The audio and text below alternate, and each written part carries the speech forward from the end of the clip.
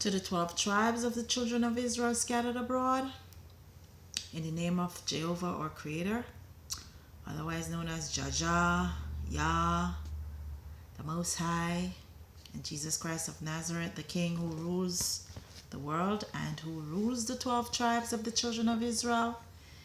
This is Lily of the Valley bringing you greeting and happy Sabbath. Today we're going to look at who is the Japanese, the Chinese, and what race of people they belong to, because some Hebrew camps have taught wrong that the Japanese and the Chinese are the Moabites and the Ammonites.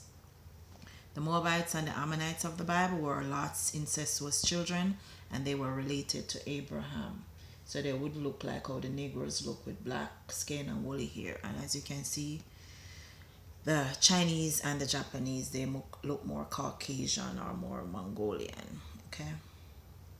So we're going to look at how you know that they're the children of Japhet or they're related to the Edomites.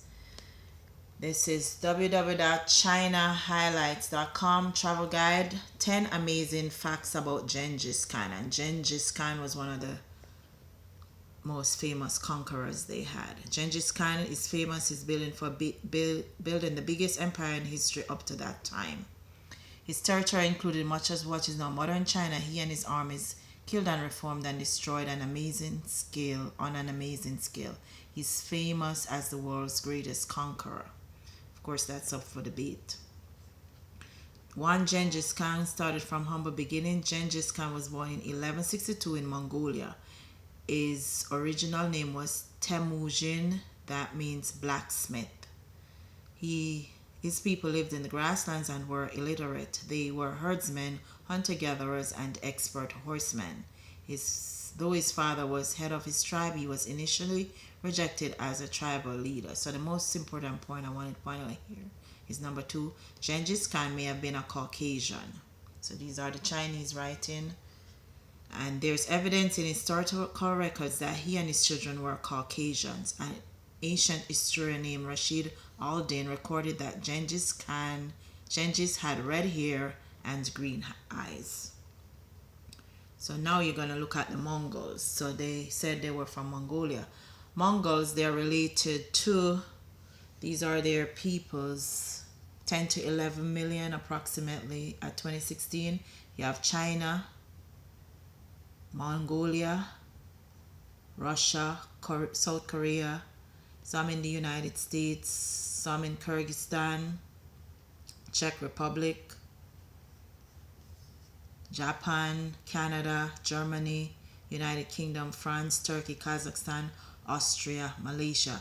Remember, those Native American Caucasian looking Indians also said they came from Siberia, which is where Russia is, and they also share the same religious practice as the Ashkenazis, who come from the same area as well. They do totem poles, and they have a matriarchal society. So Mongolian, a Mongolic ethnic group native to Mongolia and to China's inner Mongolia autonomous region.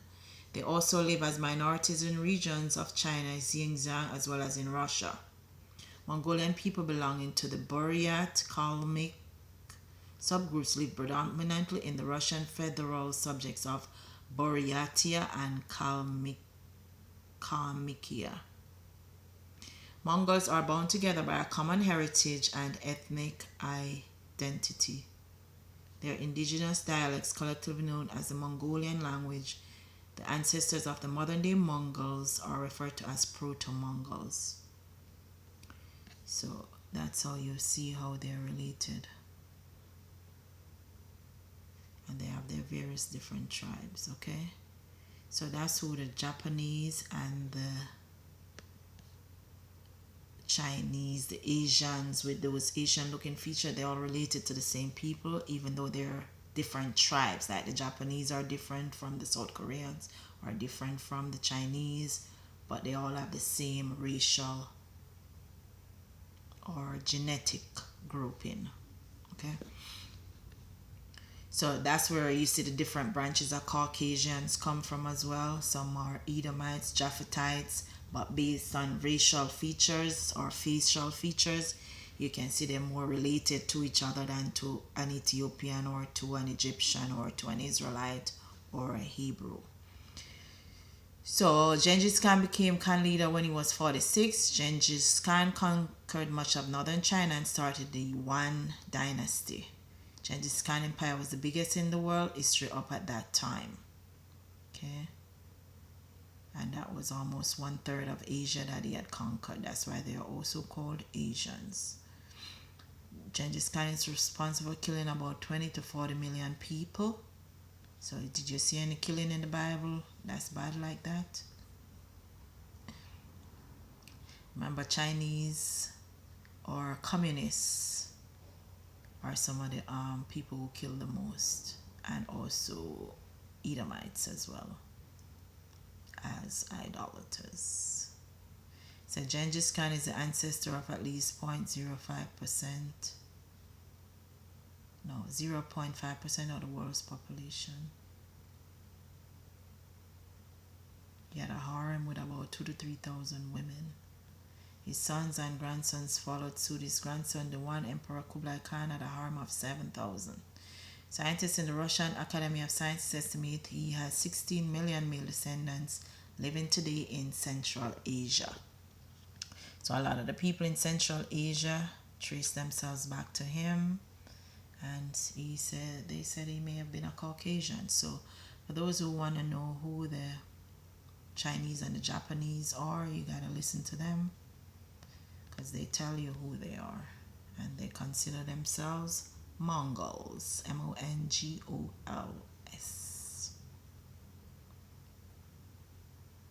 And as you can see, they cover Asia and some parts of Europe, and then they have scattered out into some other parts of the earth. So with that, I say shalom, and you can look at the sources that they use for this article. Usually you go to the bottom of the page and you'll see where the articles are coming from. So that's where you can do further research. Demographics of China. Korean dream fills Korean classrooms in Mongolia. So these are some of the articles that you can reference for yourself. The Mongolian ethnic minority, and so on. Okay. So happy Sabbath, and hope that tells you a little more about who the Chinese are. Tomorrow of Mongolian origin. So their facial features is way different from ours and the description of the Israelites in the Bible. And they more have white skin, and their eyes, they don't have the same eyelashes as we do, and the same type of eye, hair, color, skin, culture.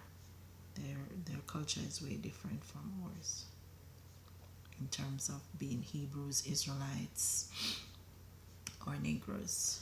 Okay, so they have more in common with the Europeans than with Africans. And with that, I say shalom.